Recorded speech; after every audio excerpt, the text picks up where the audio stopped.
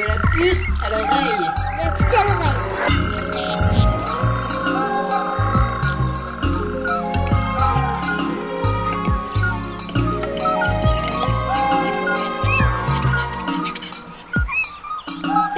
De la puce à l'oreille. Qu'elles poussent en pleine campagne ou dans votre jardin, les dites mauvaises herbes ont souvent été utilisées comme des légumes par nos ancêtres avant l'apparition des variétés domestiques. D'autres ont été cultivées comme plantes potagères à une époque avant d'être délaissées et chassées des jardins. Et si l'on goûtait à nouveau à ces herbes sauvages, riches en nutriments, économiques, aux saveurs douces ou au contraire prononcées, et affichant même parfois des propriétés médicinales ou des vertus pour soigner les autres plantes. De la puce à l'oreille. Je laisse le soin à Hélène Guyon de nous présenter ces délicieuses sauvageonnes à l'occasion de la visite de son jardin au cœur du Vernet d'Ariège. Il est où ton jardin ? Alors mon jardin, il se situe en plaine d'Ariège, c'est-à-dire c'est un sol qui a été formé par les anciens glaciers quand ils ont fondu. La rivière est à 10 mètres en contrebas et c'est un sol qui est assez fertile, assez facile à cultiver, hein. C'est un sol qui est assez aéré. J'ai commencé à cultiver sur un terrain qui a été vraiment malmené par une agriculture intensive. Et il m'a bien fallu 4-5 ans avant de pouvoir retrouver toute cette vie sauvage dans le jardin. C'est quoi ton métier ? Est-ce que tu vends tes plantes ? Alors mon métier, c'est plutôt d'expliquer comment fonctionne le jardin, comment on peut jardiner sans produits chimiques pour respecter la nature, respecter la vie dont on a besoin, parce qu'on a besoin de la nature pour vivre. C'est elle qui nous nourrit, c'est elle qui nous fait respirer au travers de toutes les feuilles, voilà, qui utilisent le carbone de l'air et qui nous le restituent sous forme d'oxygène. Voilà, bien sûr, je cultive les légumes, c'est pour ma consommation personnelle, pour en donner quand je récolte trop aussi. Ça, l'échange au jardin, c'est aussi quelque chose de formidable. Comment tu fais pour jardiner sans produits chimiques ? Si je mets des produits chimiques dans mon sol, il va mourir très vite. Les petites bêtes du sol vont mourir, les bactéries, tout ça. Et puis je vais utiliser des plantes pour soigner les plantes. Par exemple, le purin d'ortie pour fortifier, en arrosage sur le sol. Et puis aussi les feuilles de rhubarbe, par exemple, contre les insectes. Quand j'ai une attaque, on ne peut plus rien récolter. Donc si les coccinelles ne suffisent pas, je vais peut-être pulvériser de la tisane, décoction de rhubarbe, soit de la tisane de tanésie aussi. Et puis la prêle, contre tout ce qui est l'attaque de petits champignons microscopiques. Alors ça, ce sont des plantes fondamentales, l'ortie, la prêle, la tanésie ou la rhubarbe, qui vont m'aider à vraiment, s'il y a un trop grand déséquilibre, parce que il y a des conditions climatiques qui vont faire que il va y avoir beaucoup de pucerons ou beaucoup de champignons, beaucoup de rouille, et à ce moment-là, je vais utiliser des plantes, les facultés des plantes à détruire ces champignons ou ces insectes trop envahissants. Mais vraiment, j'essaye de très peu intervenir et de faire en sorte que le sol soit vivant et dans des bonnes conditions aussi d'ensoleillement, tout ça, que chaque plante soit bien à l'aise pour bien vivre et du coup, elle saura se défendre toute seule de beaucoup de maladies. Il n'est pas très propre ton jardin, il y a plein de mauvaises herbes. C'est pas un jardin propre, c'est un jardin plein de compagnons, que ce soit des compagnons végétaux, que ce soit des compagnons de petites bêtes qui pollinisent, voilà. Parce que propre et net, pour le jardin, c'est juste l'image qu'on veut donner de soi aux autres. Mais un jardin en bonne santé, c'est pas un jardin propre et net. C'est un jardin où il y a une négociation entre le sauvage et entre le cultivé pour une bonne entente. Mais c'est quoi des sauvages ? C'est des plantes qui t'attaquent ? Alors non, c'est pas une plante qui attaque, c'est une plante qui est venue toute seule au jardin. Je ne l'ai pas invitée, mais elle est arrivée là, amenée par le vent, par les oiseaux. Et toutes les fleurs que nous achetons, tous les légumes dont on achète les graines ou les plants, ont tous un ancêtre sauvage. Ça sert à quoi les plantes sauvages dans ton jardin ? Donc tout ce qui pousse au jardin, avant de l'arracher, c'est bien de savoir qui c'est, s'il peut nous apporter quelque chose. soit parce qu'on peut le manger, soit parce qu'il va apporter du pollen aux insectes, soit parce que quelquefois il va être un bon couvre-sol. Et par exemple, moi j'ai gardé la Véronique. Elle est une des premières à fleurir. Donc elle est intéressante parce qu'à la sortie de l'hiver, elle va apporter du pollen aux insectes. Et puis après, elle va disparaître. Après avoir fait ses graines, elle va être absente quand on va avoir besoin, par exemple, d'y mettre de la salade, tous les légumes de printemps. Alors elle, c'est pas l'ancêtre de nos légumes, mais elle a une fonction en tant que plante sauvage au jardin.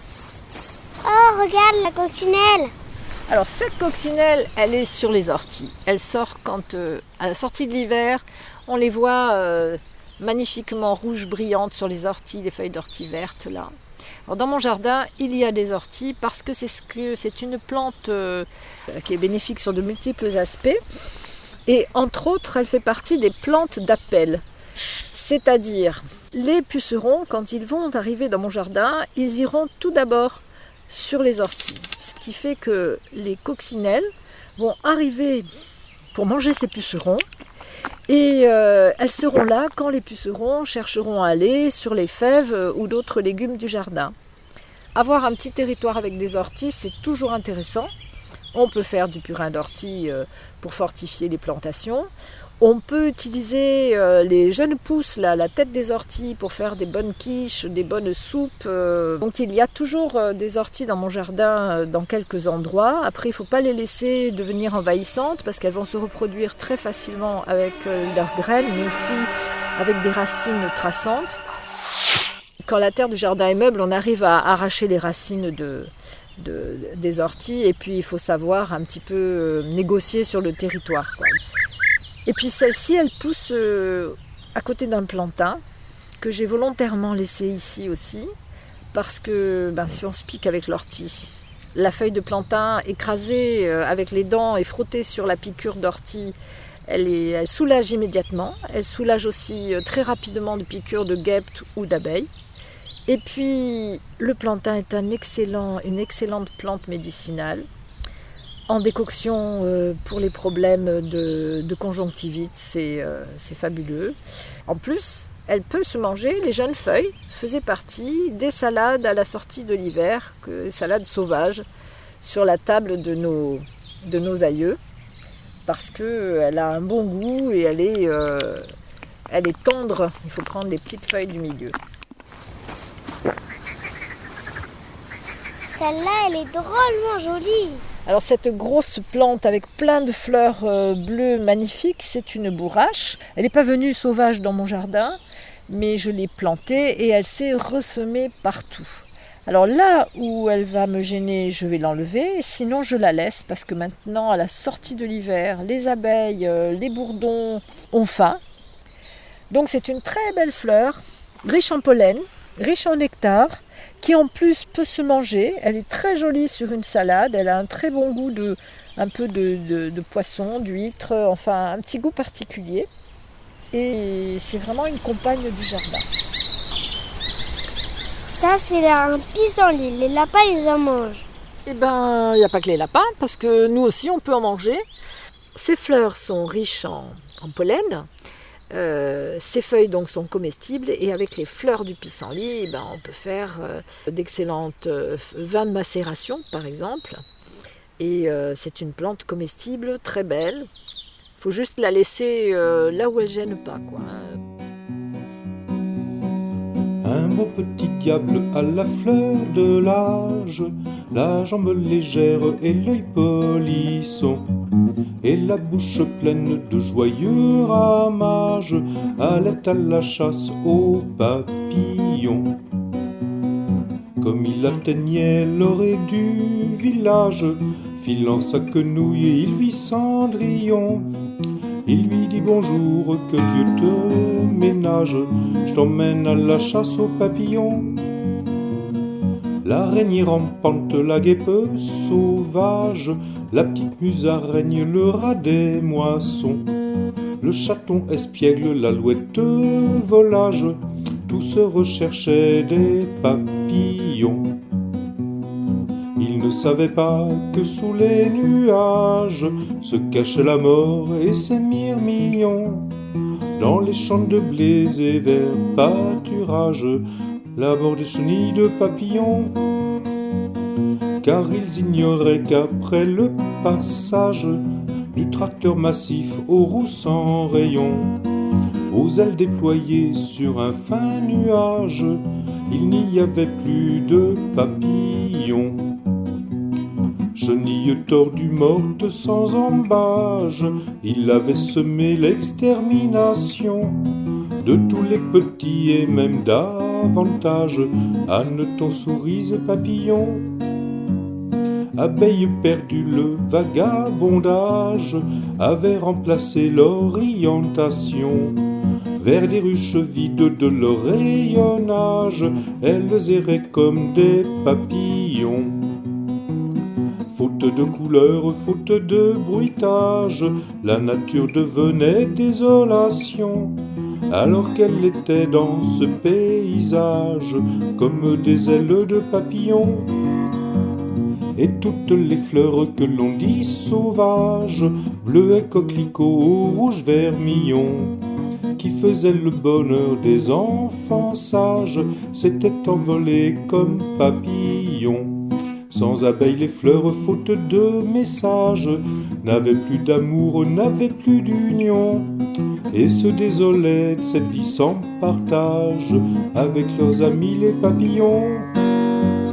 Même le petit diable à la fleur de l'âge, se voyant touché par la pollution, qu'il avait goûté dès son plus jeune âge, biberon décoré de papillons.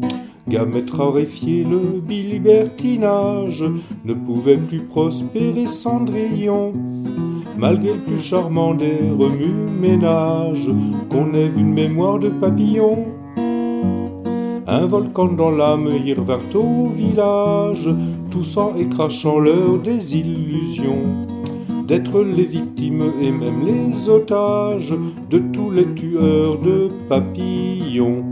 Vous les ignorants et vos épandages, vous les présidents creusant les sillons d'un avenir sans joie et sans vie sauvage, respectez au moins les papillons.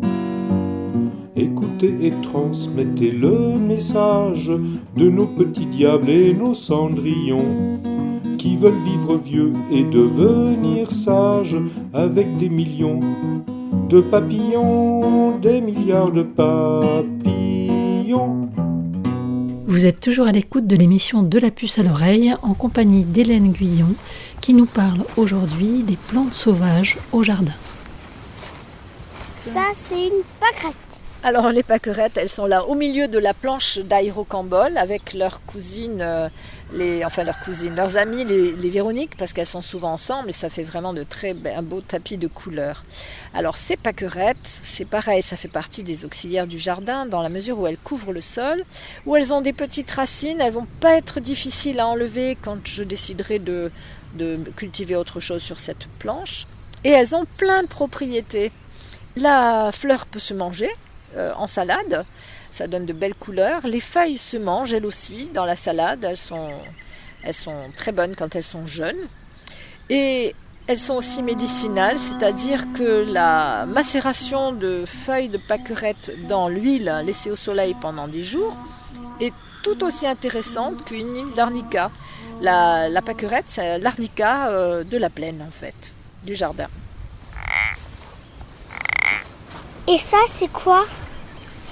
Alors là, c'est une oseille sauvage, hein. C'est un peu comme la bardane. C'est une grosse racine pleine de réserve qui va rester dans le sol. Mais en même temps, ça, c'est typiquement un ancêtre de nos légumes, hein. On ne le trouve pas que dans le jardin, on le trouve un peu partout, l'oseille sauvage. C'est une tige très anguleuse. Et les feuilles peuvent se manger aussi en soupe, parce que c'est l'ancêtre de notre oseille.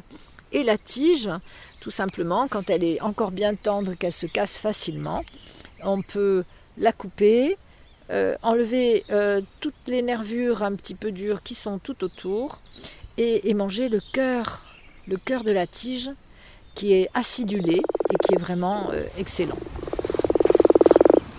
Ah ben ça c'est un légume. Alors oui, ça ce sont des poireaux anciens, des variétés anciennes, des poireaux perpétuels. Il existe aussi de l'ail perpétuel, un petit peu l'oignon aussi, qu'on appelle l'oignon rocambole. Alors ce poireau perpétuel se reproduit de deux façons. Il fait des fleurs avec des graines, mais chaque pied de poireau va faire comme une tête d'ail, et avec des petits cailleux, des petites gousses. Et chaque gousse va donner un pied de poireau, ce qui fait qu'il suffit d'en planter un et on en récolte 20. Et puis on peut aussi, quand ils sont jeunes, là, en hiver, moi je passe au jardin et je coupe des feuilles des poireaux pour mettre dans des quiches ou dans des soupes. Donc c'est vraiment un poireau très généreux qui n'attrape aucune maladie, qui n'est pas énorme, hein, il ne sera pas premier au concours des gros poireaux, mais il est très honnête et surtout très généreux. Et ça c'est quoi? Alors ça c'est un ail rocambole. C'est donc une plante alors ancienne mais pas sauvage, hein. Elle a été sélectionnée quand même. Le principe c'est de mettre en terre une gousse d'ail qui va se reproduire de deux façons. Elle va donner la tête d'ail qu'on connaît dans le sol, c'est-à-dire au niveau de ses racines, faire des petites gousses. Et puis au milieu va sortir une tige qui va faire des circonvolutions, des volutes. Et au bout de cette tige, il va y avoir des petites graines d'ail, qui sont des petites graines rondes. Il y en a dans une petite enveloppe presque transparente. Ces petites graines d'ail, au bout de la tige, elles sont destinées à tomber dans le sol et se ressemer. Alors on va recueillir la gousse de la tête d'ail dans le sol et on va avoir toutes les petites graines qui sont poussées donc au bout de la tige, on va pouvoir les recueillir et les replanter. Alors la première année, elles vont juste grossir, ça va donner une seule gousse un peu ronde.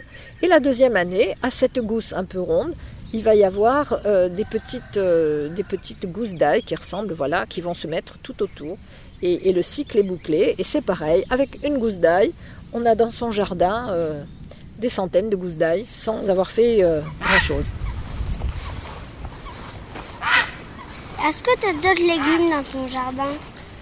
Et il y pousse aussi, on ne les voit pas maintenant, mais d'autres légumes sauvages intéressants comme le kénopode et l'amarante font partie de ces plantes spontanées, sauvages, qui sont très bonnes à manger.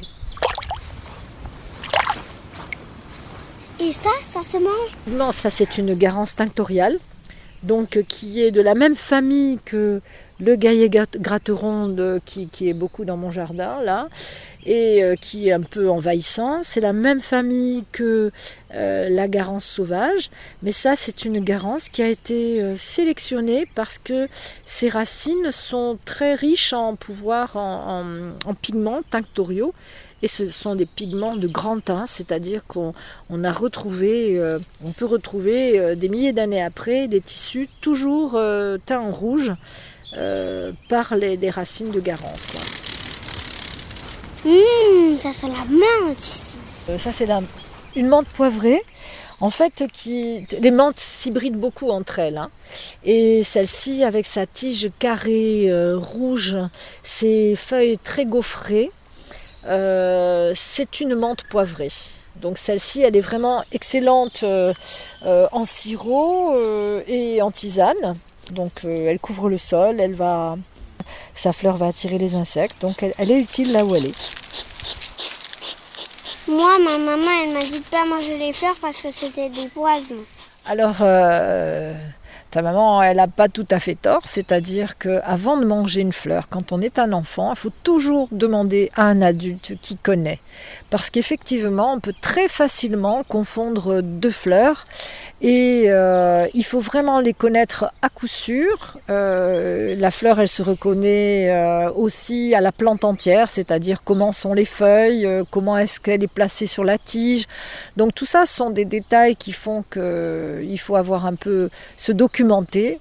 Et c'est vrai que pas mal de fleurs sont comestibles, mais il ne faut surtout pas les manger sans avoir demandé l'avis à un adulte.